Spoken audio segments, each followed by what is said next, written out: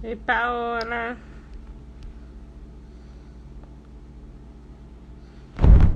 Tudo bem? Pronto. Estava apenas fixando o comentário. Por isso que eu entrei alguns minutinhos antes, né?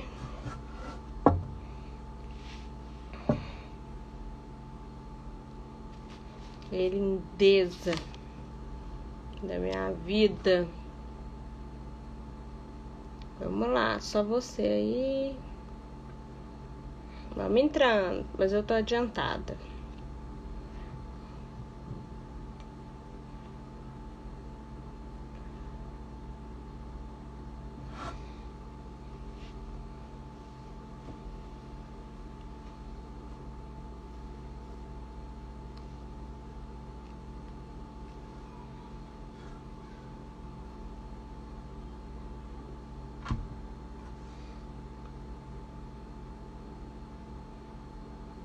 Oi, Samantha, tudo bem? Arthur, meu amor, seja bem-vindo. Ei, Pauli, prima, sempre aí me prestigiando. Gente, a live de hoje vai ser demais, foi muito esperada, né? Com a doutora Yanara, nem tô acreditando. Essa live, ela serve assim, a gente vai descobrir a gente vai ter respostas de muitas coisas, assim. Para quem quer engravidar, para quem é avó e quer passar as instruções para a filha ou nora, para quem já está grávida, para quem quer ter outros filhos e não sabia dessas informações, para as pessoas mais simples que não têm acesso a essas informações. Então, assim, será demais mesmo. Vocês estão me ouvindo bem? Arthur está... Meu assessor, tá ouvindo bem? Tá? Responde.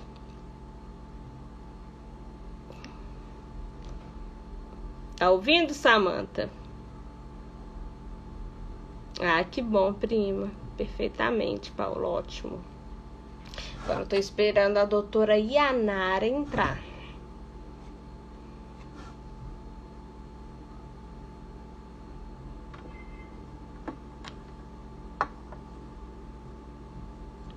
Nossa, matou. Ei, amiga Débora. Sempre por aqui. Aê, a doutora Yanara entrou. Isso, vai no aviãozinho e envia, Arthur, para as pessoas assistirem, vai ser demais.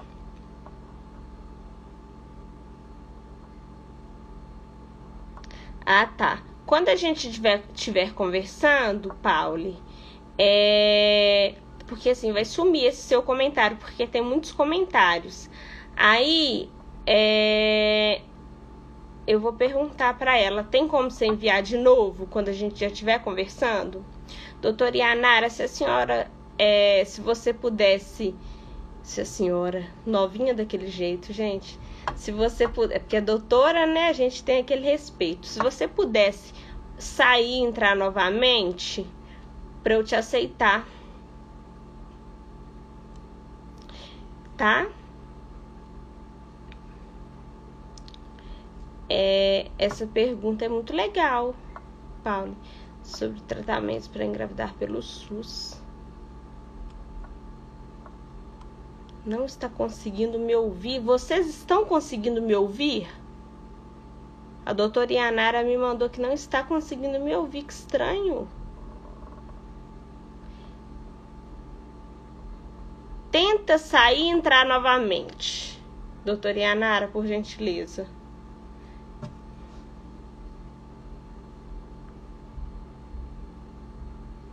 Estranho, porque ela me mandou no WhatsApp aqui, falando que não está conseguindo me ouvir. Só um instante. Fui lá responder, por isso que pausou.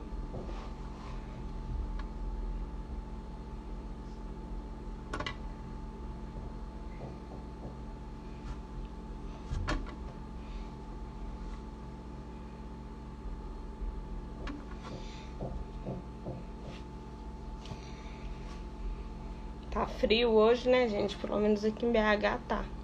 Esfriou bastante. Hoje vai ser bom demais. Hoje a gente vai entender muita coisa, né?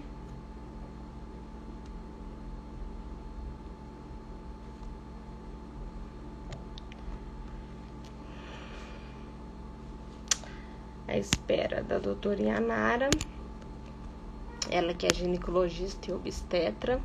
Ela vai responder várias perguntas sobre, vai responder curiosidades e dicas sobre a gestação, que é o tema, né? Muito bacana.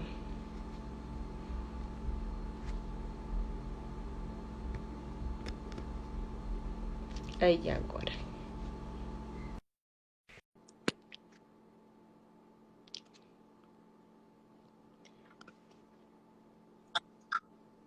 Olá, Oi, tudo bem? Boa noite. boa noite, tudo bem, doutora Tudo Yanara? jóia?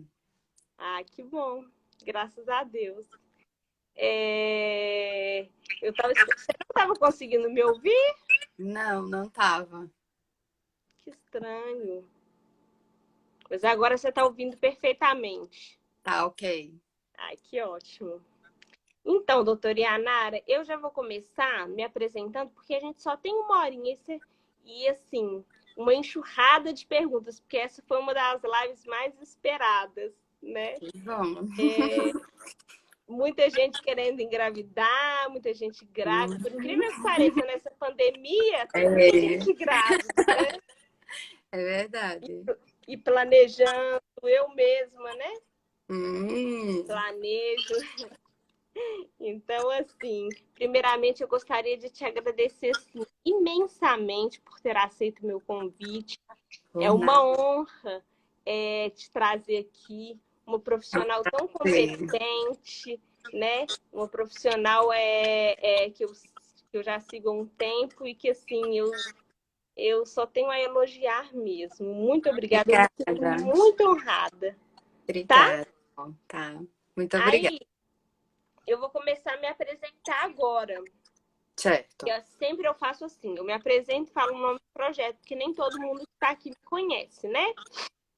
Então, meu nome é Tamires Martins, eu sou pedagoga, graduada em pedagogia, sou pós-graduada em educação infantil, alfabetização e letramento e educação infantil. Já falei, ludopedagogia, né? Sou servidora pública, trabalho pela Prefeitura de Belo Horizonte.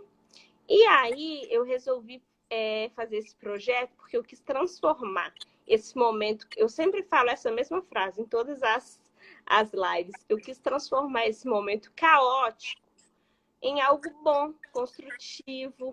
E esse projeto que se chama Me Faz Entender é porque eu quero entender. Eu sempre digo aqui que eu sou a porta-voz.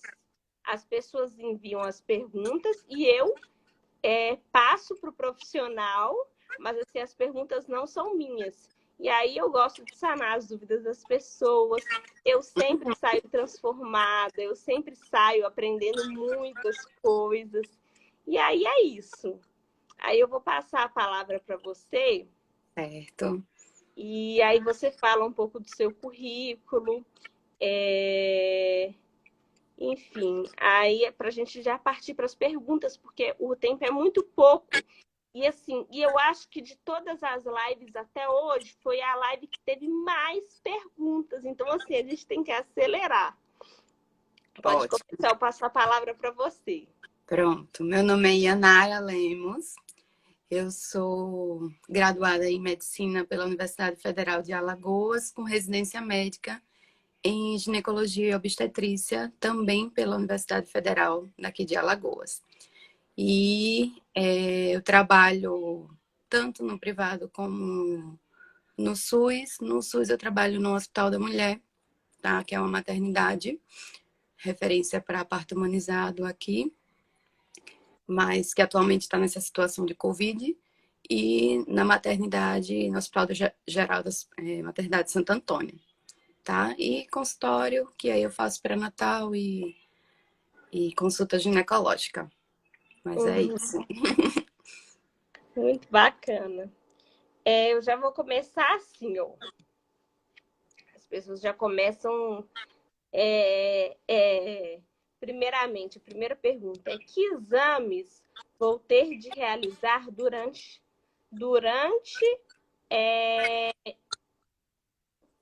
eu poderia transformar essa pergunta assim: que exames eu posso realizar para quem planeja antes e durante a gravidez? Quais são os exames assim essenciais? Antes da gravidez, não, o ideal seria realizar as sorologias, né? HIV, sífilis, hepatite, tá? Ter um controle já de glicose para a gente poder rastrear antes mesmo da gravidez uma diabetes, uma possível diabetes. E citologia, né? E aí independe de querer engravidar, o ideal é que seja feito anualmente, tá? Mas, basicamente, agora sim, claro, se houver dificuldade para engravidar, entra aí nesse bolo de exames, outros exames. Mas, não tendo nenhuma dificuldade para engravidar, você quer fazer uma avaliação antes da gestação, o ideal seria esses exames: sorologia HIV, sífilis, hepatites, tá? Toxoplasmose, citomegalovírus, doença de Chagas e rubéola, certo? Conferir também calendário vacinal é bem importante, né? Tá tudo com calendário vacinal atualizado. Durante o pré-natal, a bateria de exames é bem extensa, principalmente de exame laboratorial, porque a função do pré-natal é ele rastrear patologias, né? Lógico, também tem a função de tirar as dúvidas, orientar, mas rastrear qualquer doença que possa tornar a gravidez um alto risco, precise ter um manejo diferente. Então, durante o pré-natal, no primeiro trimestre, a gente costuma solicitar hemograma, exame para avaliar glicose, exame para avaliar a função da tireoide, que o TSH e o T4, que pode alterar durante a gestação. Exame de urina, tanto urina simples, que é o sumário de urina, quanto a cultura da urina, tá? Porque qualquer infecção durante a gestação, ela precisa ser tratada pelo risco de levar tanto a um abortamento como um trabalho de parto prematuro. Então, a gente sempre rastreia durante toda a gestação, durante cada trimestre, né? Esses exames, eles são solicitados a cada 3 meses, né? Em cada trimestre.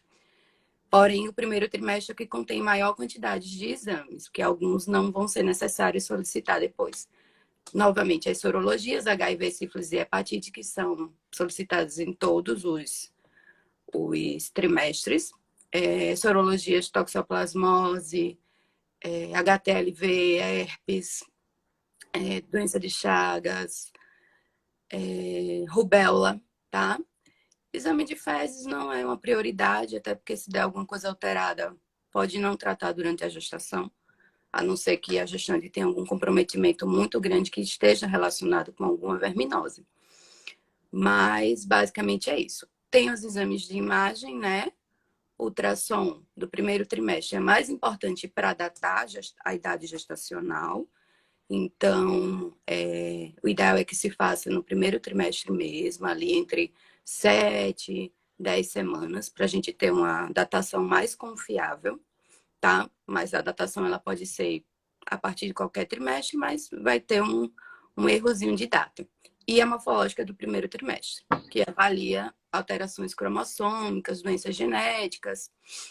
No segundo trimestre, a gente reduz um pouquinho essa quantidade de exames, basicamente hemograma, exame de urina para rastreio de infecção, exame de cultura de secreção vaginal e o TOTG, que é um exame, nome completo, teste oral tolerância à glicose, que vai servir para a gente rastrear diabetes gestacional, pois é nessa fase ali de 24 a 28 semanas que começam a alterar alguns hormônios pela ação da placenta, do hormônio placentário, lactogênio placentário, e aí é quando surge o diabetes gestacional, tá?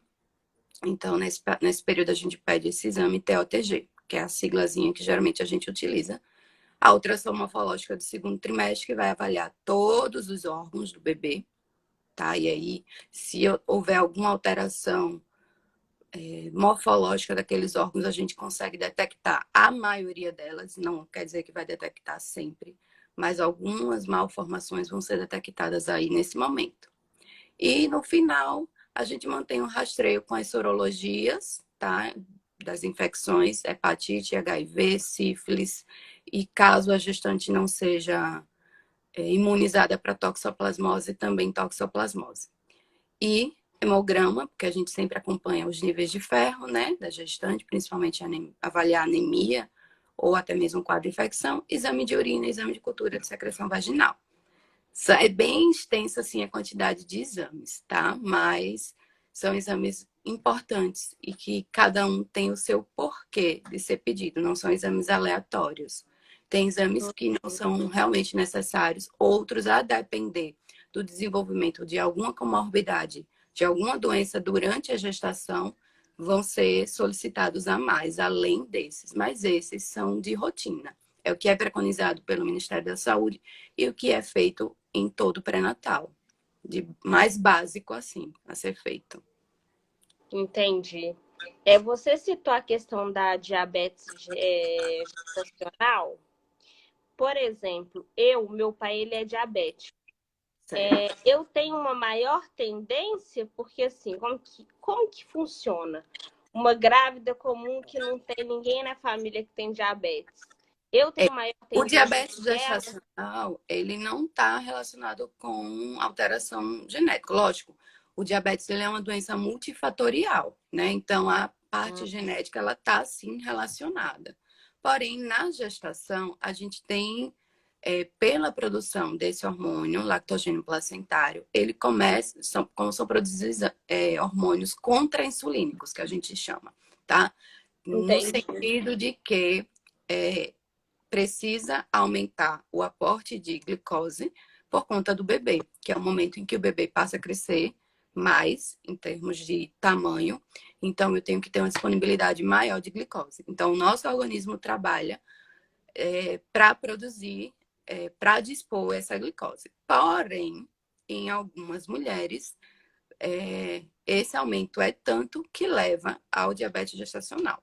O diabetes gestacional, a gente identifica no rastreio do TOTG, tá? Com esses exames, qualquer dosagem da glicose em jejum, 1 hora após a ingestão, que a gente chama de garapa, né? Que é o destrozol, e 2 horas após. Se qualquer valor desse der fora do limite que a gente considera normal na gestação, já está diagnosticado o diabetes gestacional. O que não significa que vai ser necessário utilizar a medicação. O diabetes gestacional, ele responde muito bem ao controle alimentar, tá? E a prática de exercício físico. Porém, algumas vezes a gente precisa lançar mão do uso de insulina.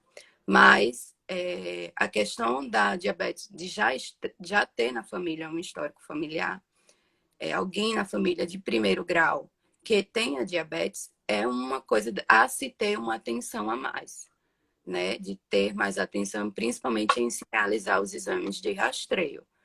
Mas não dá para afirmar que porque você tem um familiar de primeiro grau com diabetes que você vai ter durante a sua gestação. Mas precisa ter uma atenção maior com a alimentação, porque sim, o diabetes ele está relacionado com a parte genética, a parte de herança, né? Entendi. E ligando, você até citou sobre a alimentação, e tem uma pergunta aqui que fala assim: qual é o peso que devo ganhar?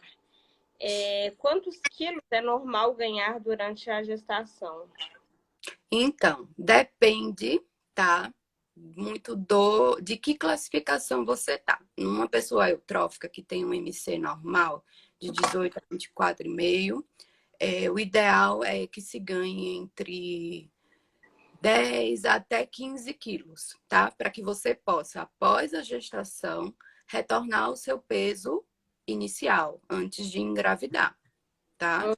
Para que o período da amamentação, que é quando geralmente há o consumo daquele todo ganho de peso que você teve, você consiga retornar sem muito esforço, sem muita dificuldade ao seu peso anterior. Quando é uma paciente com classificação de subnutrição, a gente busca um ganho de peso um pouco maior, tá? Entre 15 a 20 quilos, 18 quilos.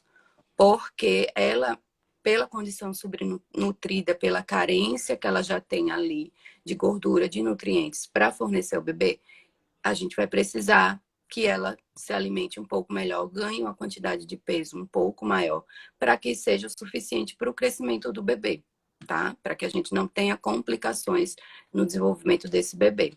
Se forma um bebê com crescimento restrito ou um bebezinho muito pequeno, desnutrido. E a obesa, ela tem um ganho de peso menor, tá? Então, de 8 até 10 quilos é o que se recomendaria para uma obesa. E aí, tem bem controlado mesmo esse ganho de peso. Inclusive, a cada trimestre tem as quantidades, cada mês que ela deve ganhar por cada trimestre.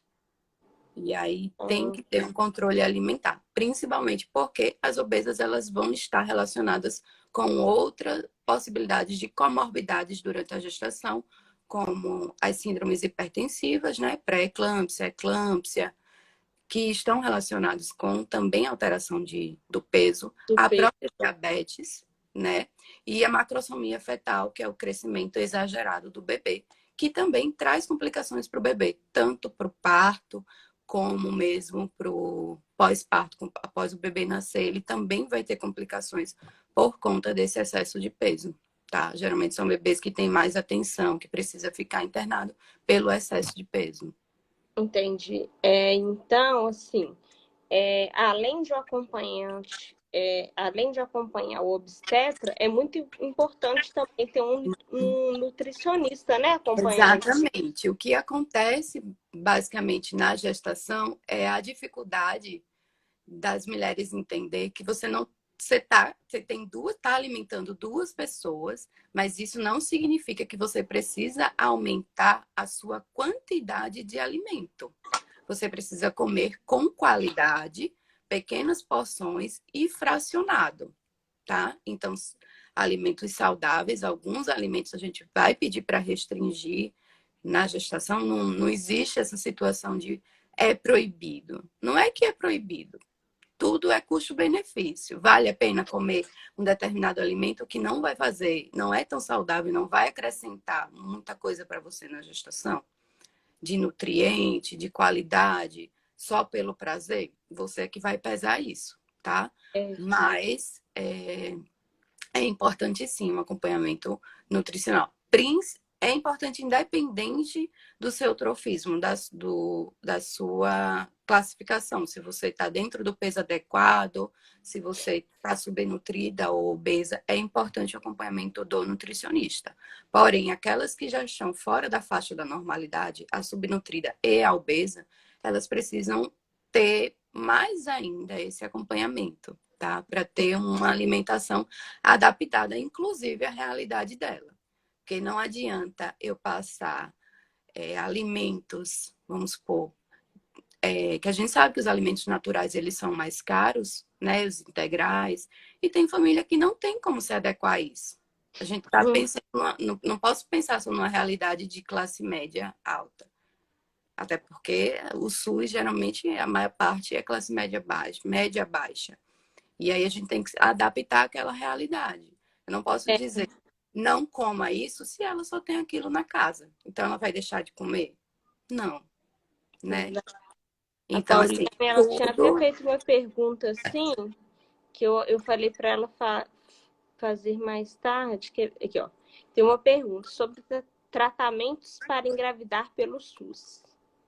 Então, tem uma dificuldade muito grande, tá? Aqui eu não tenho como falar como anda isso no sul, no sudeste, mas aqui no nordeste a gente tem muita dificuldade para o segmento no SUS dessas pacientes. Tanto para a disponibilidade de profissionais que façam esse tipo de segmento, tá? Porque é ideal que se faça no ambulatório especializado com o ginecologista que trabalhe com a parte de infertilidade. Claro que qualquer ginecologista ele pode fazer essa abordagem, mas a própria investigação para saber qual é o fator que está alterado, que está implicando na infertilidade, porque a gente tem inúmeros fatores e não é só a mulher, tá? Quando a gente fala de infertilidade, é a infertilidade do casal, não é a mulher, não é o homem. Então, tem fatores que estão relacionados ao homem, né? E aí a gente tem a parte de investigação do homem. É importante que esteja o casal na consulta, não só a mulher. Como também tem a parte de investigação da mulher. E aí, muito desses exames a gente não consegue fazer pelo SUS. E é um gasto muito grande. Às vezes, até mesmo o próprio tratamento, quando a gente identifica que, vamos supor, você não está ovulando, então vamos estimular essa ovulação. As medicações são caríssimas. E não tem no SUS. Mas, assim, eu vejo que quando elas têm vontade, elas tiram de onde não tem para usar a medicação. E não é uma garantia que vai dar certo, né? É uma tentativa. Então, muitas vezes elas gastam bastante com medicação. A gente tenta até 3 ciclos seguidos, depois pode estender mais um pouco. Mas, e ainda mais, quando se necessita da fertilização in vitro, é mais complicado ainda, porque aqui, basicamente, até os serviços em Recife, em Salvador, enfim, em Pernambuco e Bahia, que era a referência da gente, eles estão parados. Então, quando a gente chega a um diagnóstico que a paciente precisa de fertilização, outros métodos para engravidar, que não a estimulação com medicação, ou que não vai conseguir por método natural, basicamente a gente tem que entrar na defensoria pública para que elas consigam essa assistência pelo SUS, porque o SUS tem que oferecer essa assistência. Não importa para que estado elas vão ser mandadas, mas elas têm esse direito, é uma assistência que é garantida pelo SUS. Então, se aqui no estado eu não tenho, o estado ele tem que prover em algum outro serviço. Pode ser em outro estado ou mesmo no particular, mas você pode pensar que muitas dessas mulheres passaram nas mãos de profissionais que não sabiam lidar com essa situação, investigar, definir qual era o problema e chegar a um tratamento. E quando chegam, já chegam com a idade bem limite. Limite, assim, do que é viável, não que não possa engravidar, mas que pelo SUS, por todo o protocolo utilizado, às vezes não conseguem. Então, é muito complicado. A gente vê que muitas delas já estão ali nos seus 35 anos, que a qualidade ali dos nossos óvulos, né? As mulheres, elas nascem com todos os óvulos já formados. Então, eles envelhecem junto com a gente. Então, à medida que a gente vai envelhecendo, a partir dos 30, 35 anos, a qualidade desses óvulos, elas diminui. Então, há sim uma certa dificuldade de já se engravidar nessa idade, tá? Possivelmente, por toda a reformulação que a gente vem vivendo, isso ao longo dos anos vai se mudando pela questão de seleção natural e tal. Mulheres, né? Isso aí, essa condição genética pode ir alterando, mas atualmente tem toda essa dificuldade. Então, é muito difícil, sim, a assistência para mulheres que têm dificuldade de engravidar, têm o diagnóstico de infertilidade e precisam de tratamento pelo SUS, é muito difícil, é muito complicado. Muito complicado. A Luana, porque assim, né, eu tô com um roteiro aqui, mas a gente sempre, sim, sempre surge as sempre perguntas aqui na caixinha. A Luana diz: boa noite, tenho uma pergunta. Se for possível responder. Eu gostaria de saber quais são os riscos que uma mãe com tipo sanguíneo A e RH negativo passa ao gerar um bebê com RH positivo. Certo. não vai ter risco para a primeira gestação, tá? O que é que acontece? A mulher que ela é RH negativo e o parceiro é um RH positivo, gerando um bebê RH positivo, o que é que pode acontecer? Durante o parto, o sangue do bebê, ele entra em contato com o sangue da mãe. Aquela mãe negativa significa que ela não tem aquela proteína. Então, meu corpo negativo produz anticorpo contra aquela proteína que é aquele RH positivo, tá? Então, naquela primeira gestação, se após o parto não for feito a medicação, né, antiglobulina anti-D, não for feita essa medicação, a mãe ela pode se sensibilizar, ou seja, produzir anticorpos, tá, contra o fator RH. E numa próxima gestação, se o bebê também for fator RH positivo, ele pode ser desenvolvendo uma doença chamada eritroblastose fetal. E essa doença, sim, a depender do grau de sensibilização materna, tá? Que a gente chama de aloimunização, o grau dessa sensibilidade, isso é titulado, essa alteração que a mãe tem através do CUMBS indireto, tá? Que é outro exame que a gente solicita de rastreio no pré-natal, junto com a tipagem sanguínea. Então, a depender dessa sensibilização, esse segundo bebê, que pode ser fator positivo, ele pode, inclusive, ir a óbito, tá? Pode gerar uma anemia severa, porque o meu anticorpo começa a destruir as hemácias daquele bebê, tá? Porque o meu corpo foi sensibilizado e produz anticorpo contra aquele corpo estranho. Ele entende que aquilo é um corpo estranho. Então, ele começa a produzir anticorpo, destruir as hemácias do bebê, o bebê passa a não receber oxigênio de forma adequada, desenvolve anemia grave, tá?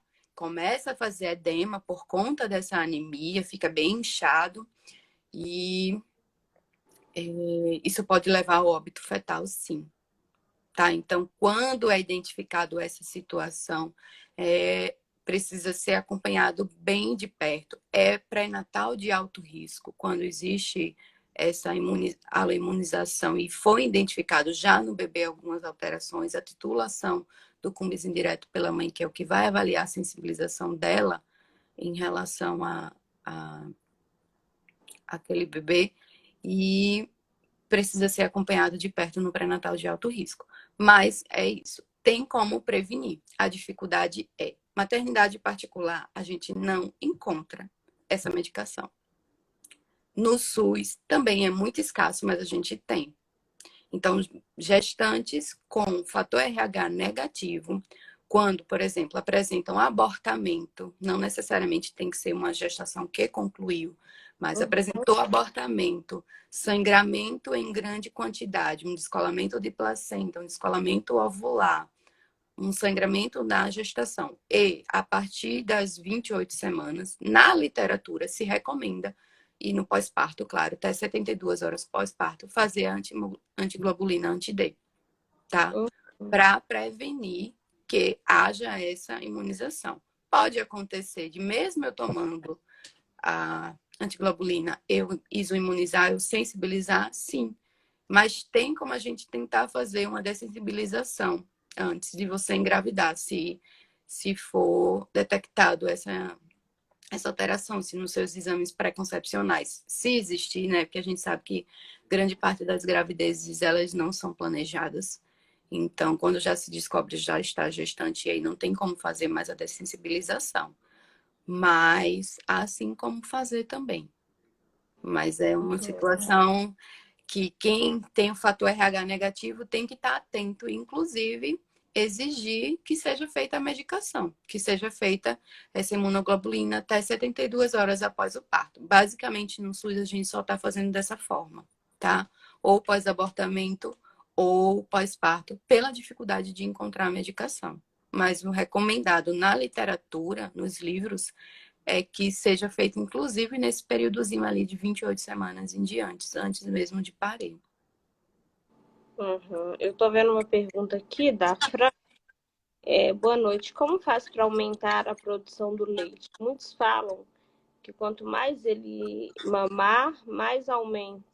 Mas o que fazer se as mamas estão sempre vazias? O principal estímulo para a lactação, para a produção de leite, é realmente a sucção do bebê, tá? Mas existem algumas medicações, por exemplo, o Plasil, que é a metoclopramida, ele estimula a contração, ou desculpa, a produção de leite. Massagem também estimula, tá? Compressa morna estimula. Mas, assim, a principal forma de estimular é com a sucção do bebê. É um trabalho de paciência. Muitas vezes não vai vir. Inclusive, muitas vezes até sai leite, mas a gestante ela não percebe de início, tá? Porque no início o bebê ele precisa de uma quantidade de leite muito pequena. O estômago do Muito bebê, quando ele pequeno. nasce, é É do o tamanho de uma acerola. poço, né? Que fala. Exato.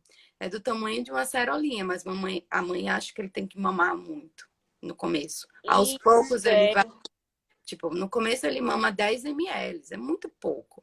E às vezes a mãe que não tem experiência Isso. desiste e E fala aí, assim, assim, eu não. a partir do momento que você se estressa com aquela situação, porque você quer amamentar, né? Não é toda mulher que tem o desejo de amamentar, mas aquela que quer amamentar e não consegue. E muitas vezes é doloroso, machuca, a pega do bebê não tá certa, você tá ali ansiosa, frustrada, porque não consegue amamentar, tá sentindo dor, quer amamentar, acha que não tá saindo leite. Então, todo esse estresse emocional, ele também bloqueia a produção do leite. Uhum. Então, um momento de amamentação, ele deve ser um momento muito calmo. Você tem que estar num ambiente calmo, você tem que estar tranquila, você tem que ter o desejo de amamentar, tem a conexão com o seu bebê e ter que entender que é uma adaptação. É um momento de adaptação. Seu bebê também está aprendendo a mamar. Ele não nasce sabendo mamar. Ele tinha ali todo o tempo o alimento dele chegando direto para ele, muito fácil, né? Pelo cordãozinho umbilical. E aí quando ele nasce, ele tem que se adaptar a uma nova realidade. Então é um processo de paciência.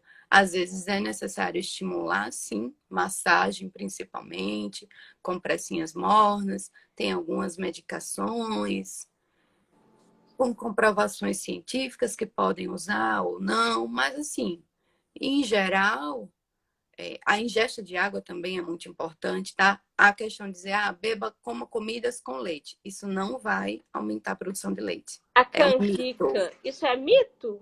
É mito, sim. É, É. Na porque verdade, assim, é vai canjica, te canjica de fornecer galinha, né? nutrientes. Vai te fornecer nutrientes, né? Mas não vai estimular a produção de leite, não. O que estimula mesmo é ali o contato com a mãe, a sucção do bebê, a pega adequada, o momento emocional que ela está. Olha, Lógico, tem que estar bem alimentada, né? A alimentação é importante, até para os próprios nutrientes que o bebê vai receber, como também líquido, né? Quantidade tem que beber líquido bastante. eu tô chocada, porque A pra mim. amamentação não é fácil. Não é tão bonitinho como a gente, assim, não é tão fácil como a gente vê nas postagens lá, aquelas mulheres maravilhosas mamando. Muitas mães sofrem muito. E às Sofre, vezes toda essa propaganda de difícil, que a né? amamentação é perfeita, é fácil, isso acaba frustrando, tá? Então, esse é um assunto também que deve ser conversado no pré-natal. E muitas vezes não é conversado. Mulheres não têm nem noção do que é amamentação. Elas olham na Muitas propaganda sofrem. daquela coisa linda. Ai, amamentação. E assim, é muito doloroso, machuca, né? No início. Só que depois que acostuma, assim, é um testemunho da minha irmã. Ela fala que no início ela sofreu muito. Mas depois que acostuma, ela fala que não tem sensação maior e melhor de estar nutrindo o seu próprio filho, né? Assim, E também a gente tem que entender que tem mulher que não quer aumentar. e tem Tem mulher que não mulher aguenta. que ou mesmo não tem nem a opção, porque vamos pensar que ali o Ministério da Saúde recomenda 6 meses de amamentação, tá? Exclusiva, só leite materno. E eu tenho uma licença maternidade de 4 meses. Então, como eu me viro esses 2 meses aí para dar aleitamento exclusivo para o meu bebê. Né? E tem mãe que sai, nem tem licença maternidade, tem que voltar a trabalhar, tem que seguir sua vida e não vai alimentar. Então, tem mulher que vai complementar, não tem o que fazer. Eu não sou daquelas ferrinhas, assim, de amamentação a todo custo. Então, para mim, tudo é adaptável à realidade. É um momento extremamente importante, é gratuito, é barato, é um alimento barato, né? Você não vai ter um custo com aquele alimento, mas tem que estar também dentro da sua realidade. E também a mulher que não consegue amamentar, não se frustrar. Se por um acaso não. Exatamente isso também. Tem esse outro lado, né? Tem um outro lado da moeda também. Exatamente. Porque a mulher não tem que não é culpa dela, né? Uhum. Isso já é uma questão até psicológica, né? Porque tem mulher que se frustra mesmo. Mas enfim. Mas você não é menos mãe por não amamentar, né? Oi? Você continua sendo mãe, mesmo não amamentando. Exatamente. Né? Nossa, exatamente. Você tem outros momentos com seu filho, né? Que é o aconchego, né? O bebê, geralmente ele reconhece, parece o cheiro da mãe, né? Então, assim, E é uma tem ligação forma de muito você forte. complementar e mesmo assim criar o vínculo com seu bebê. Não Uhum. precisa ser aquela coisa automática, bota na chuquinha, deixa o bebê lá tomando. Não, você tem como criar seu vínculo ali. Não é a mesma coisa, né? Uhum. Não é a mesma sensação, mas é uma Mas ela não é adaptação. menos mãe do que a que De amamentou, jeito nenhum, com de forma certeza. alguma, né? Com certeza não. Eu vou passar para outra pergunta, porque a gente Tá. tem uma horinha e eu tenho certeza que já está quase chegando lá, porque voa. Uma paciente que tem quadro de depressão, ela deve romper com os medicamentos ou já existem medicamentos próprios para a grávida? Então, Momentos de tristeza podem influenciar o desenvolvimento do bebê? a depressão, ela é bem séria, né? As doenças que envolvem os transtornos mentais, psiquiátricos, as doenças psiquiátricas, elas são muito sérias. Eu acho que é uma das piores comorbidades que tem, tá? A mente é uma coisa difícil. E na gestação, essas patologias, elas tendem a descompensar, tá?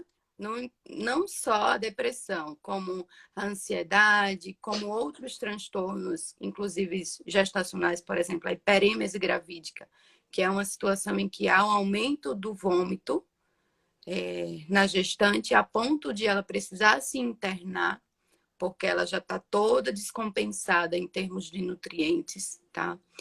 E tem associação com o fator psicológico, não é unicamente orgânica, tá? Tem uma alteração psicológica ali envolvida nessa patologia. Então, essas doenças, esquizofrenia, até mesmo epilepsia, então as doenças psiquiátricas, elas tendem a descompensar na gestação pela alteração hormonal, né, que a gente sofre. É uma alteração hormonal, uma carga hormonal muito grande a gestação. E fora isso, a gente tem todas as incertezas que a mulher passa durante a gestação, né? Não é mil maravilhas. Você tem medo de você é uma boa mãe, o que é que eu vou estar inserindo na sociedade? Eu tenho condições de criar um bebê? Então, assim, todo esse medo passa na gestante. O medo do parto, medo de sofrer violência obstétrica, enfim, são vários medos que passam na gestação e não é recomendado parar a sua medicação, tá? O ideal é que você procure o psiquiatra, tá?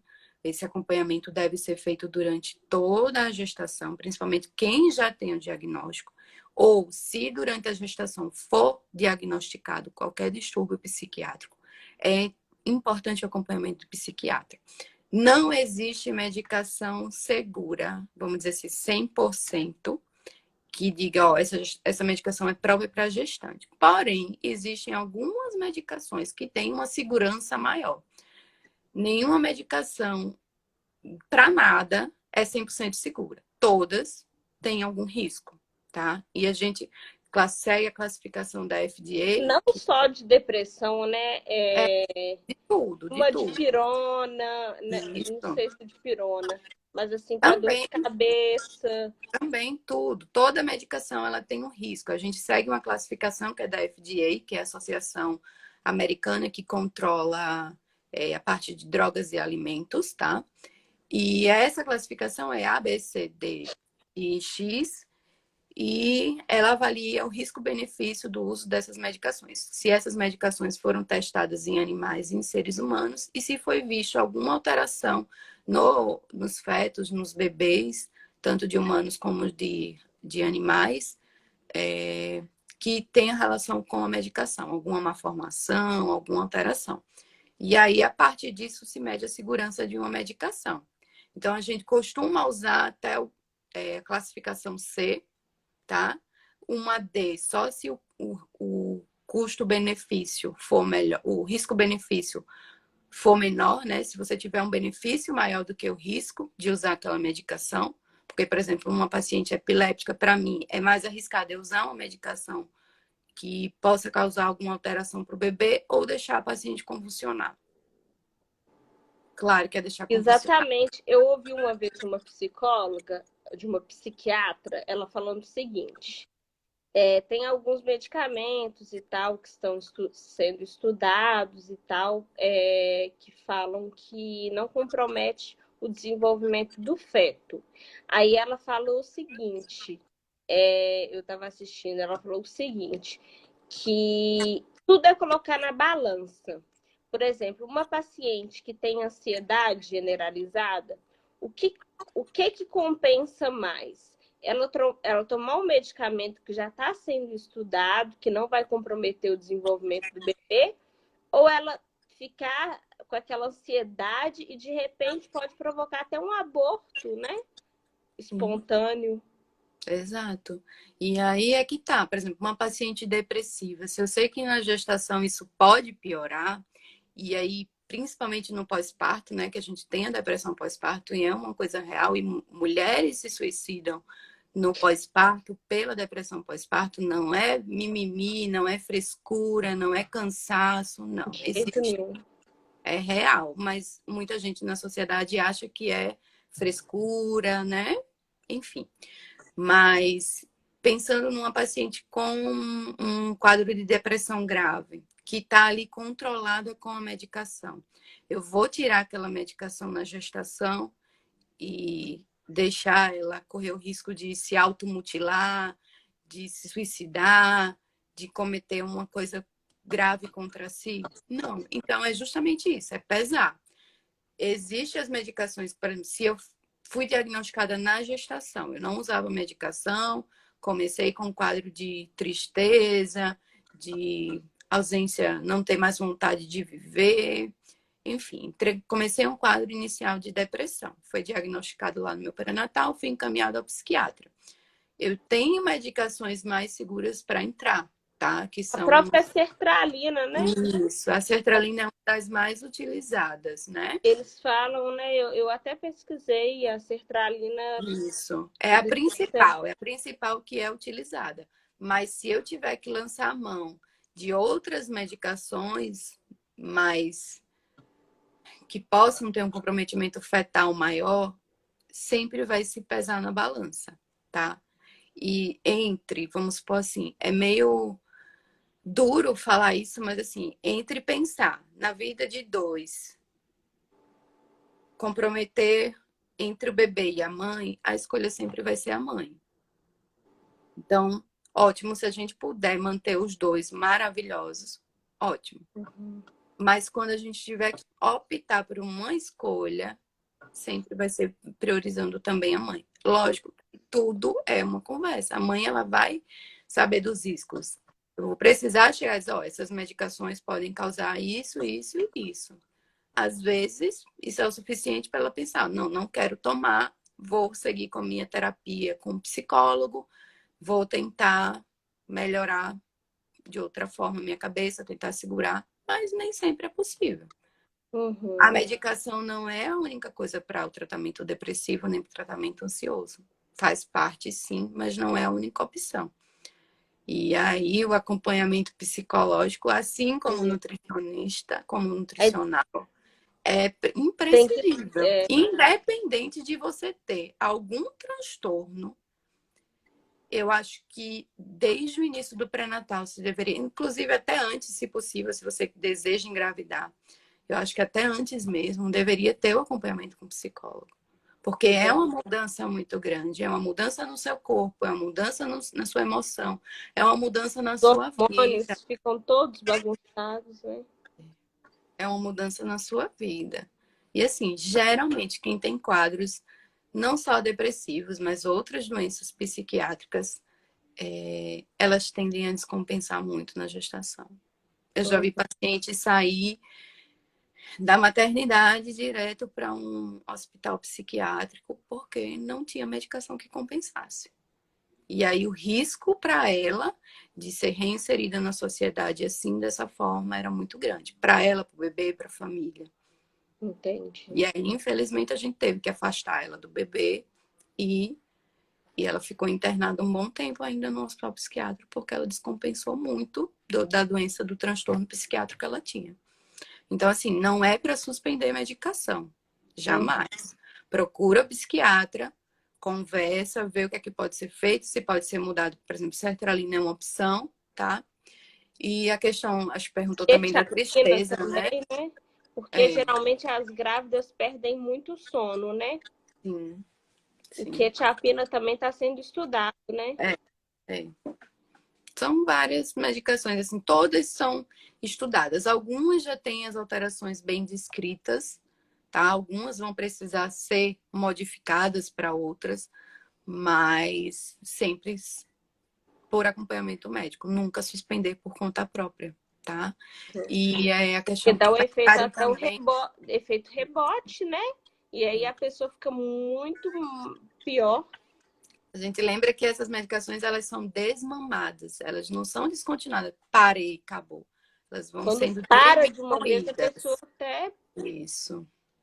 E aí foi perguntado se a tristeza alteraria o desenvolvimento do bebê.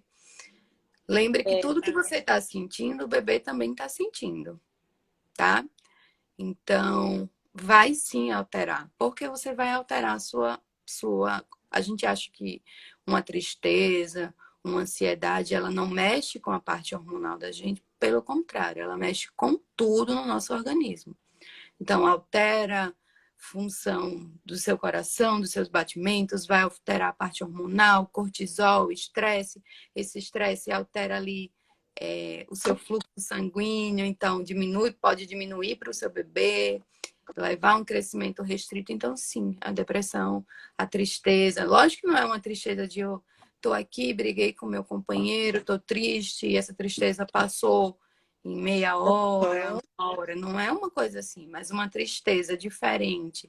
Que você vive naquela angústia, naquela tristeza, naquela vontade de não fazer nada. Que não é algo normal, né? E não é normal. Lógico que em 9 meses de gestação você não ficar triste nunca, poxa, que bom, né? Mas é meio difícil. Você vai ter momentos de tristeza. E não é porque você teve meia horinha de tristeza, 20 minutos, 5 minutos, que isso vai repercutir no seu bebê. Mas quando isso se dá de forma continuada, isso sim pode ser grave. Até porque numa depressão, por exemplo, tem mulheres que param de se alimentar. Nossa. Né? Outras descontam na comida. E aí vem todas as outras comorbidades, diabetes gestacional, obesidade, engorda demais, hipertensiva, engorda demais. Então, tudo é um equilíbrio, né? Tudo na vida, não só na gravidez, mas é equilíbrio em tudo. E aí, doutora, a gente estava falando, voltando naquela questão da amamentação, teve uma pergunta assim: posso passar bucha vegetal nos mamilos para prepará-los para a amamentação? É mito isso? Ou é verdade? Isso era uma técnica utilizada muito antigamente. Então, alguns obstetras mais antigos, mais da vanguarda lá, ainda recomendam isso. Mas não é recomendado fazer nenhum tipo de agressão ao seu mamilo, tá? O seu organismo, a gente só se preocupa com a forma do mamilo quando a gente tem um mamilo invertido. É isso, o bico é Uhum. para dentro do peito. Que isso vai dificultar sim a amamentação. E aí a gente tem que fazer um preparo, mas o preparo não é de agredir a mama, tá? Porque a ideia da bucha vegetal é você tornar a região mais firme, vamos dizer assim, mais grossa, né? Uhum. Como se você, vamos pensar que quem trabalha muito na roça, a mão é um pouquinho mais calejada, né? Então é essa a ideia de engrossar a pele para evitar machucado. Ah, E tá. aí você pensa que eu estou com uma coisa abrasiva arranhando a minha pele, causando lesões, microlesões, e aquilo ali também pode infeccionar, Uhum. causar uma mastite, causar uma coisa mais grave. Então, assim, não tem indicação de fazer isso. A amamentação que vai prevenir a ferida é ter uma pega adequada do bebê, tá? O bebê, ele precisa que a boca dele abocanhe o máximo possível da auréola, tá? Não só o bico, não só o mamilo. Precisa ter uma pega adequada, o bebê não pode fazer aquela covinha bonitinha, não pode estar fazendo barulho de... Quando ele faz esse barulho, ele não tá sugando direito. Ele tá ingerindo ar e aí isso também vai dar cólica no bebê. Então, e quando fere, tá? O que é Eu acho que vai. recomendado Só te para mama? interrompendo, eu acho que a live vai cair. Mas aí, doutora Yanara, eu vou recomeçar, Certo. tá? Porque é 1 horinha. Aí o Uhum. meu assessor me avisou aqui que parece que já vai acabar a live. Passou 1 hora Que rápido. rápido! Eu falei. E aí eu vou te É chamar verdade. novamente. E todo mundo que tá aqui voltem, viu, gente? Mas assim, vamos esperar ela cair. Tá. Pode dar prosseguimento. Então, o que é recomendado durante a gestação para preparo da mama, tá? Pode fazer massagem no bico com os seus próprios dedos para modelar, sempre deixar o bico protruso. E banho de sol, tá? Ah, Banho de bom. sol é bem importante, inclusive quando fere, né, por alguma pega errada, faz alguma fissura, machuca, o recomendado é banho de sol, tá? Não precisa passar nenhum creme, nenhuma pasta, tá? Às vezes a recomendação, passa um pouco de leite e, e vai para o sol, tá? Porque aquilo ali ajuda a cicatrizar, mas depois higieniza as mamas para aquele leite não ficar ali e ser uma fonte para contaminação de bactérias, fungos e qualquer outro micro-organismo. Mas o mais importante é banho de sol e a bucha não é recomendada. Uhum. A Paula está perguntando: existe algum leite que substitui o leite materno, se caso a mãe não consiga amamentar? Não vai ter nenhum leite que substitua, tá? Inclusive, cada leite materno de cada mulher, ele tem uma composição diferente. É próprio, é exclusivo. É seu e do seu A bebê. natureza é perfeita, né? O homem Então, tenta assim, imitar, mas. lá tem a quantidade suficiente de todos os nutrientes que o seu bebê precisa, tá? Muitas vezes, o seu leite é fraco, ele fica com fome. Não é porque seu bebê tem fome, você dá o leite e logo depois ele já está com fome. O organismo dele é preparado para digerir aquele leite. Então, ele vai digerir com mais facilidade. E a amamentação é livre demanda, é pela vontade do bebê. Na hora que ele sentir fome, você amamenta, não tem regra. Verdade, porque vaza.